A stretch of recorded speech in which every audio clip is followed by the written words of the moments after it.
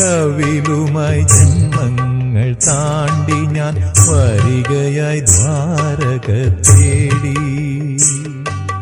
ഗുരുവായൂർ കണ്ണനെ തേടി. അഭിഷേകവേളയാണെങ്കിലും നീ അപ്പോൾ അടിയനു വേണ്ടി നട തുറന്നു. അഭിഷേകവേളയാണെങ്കിലും നീ അപ്പോൾ അടിയനു വേണ്ടി നട തുറന്നു. 1000 മണിയൊച്ചയെതിരേറ്റു എന്നെ അവിടുത്തെ കാരുണ്യമെതിരേറ്റു. അവിടുത്തെ കാരുണ്യമെതിരേറ്റു. ഒരു പിടിയവിലുമായി ജന്മങ്ങൾ താണ്ടി ഞാൻ വരിക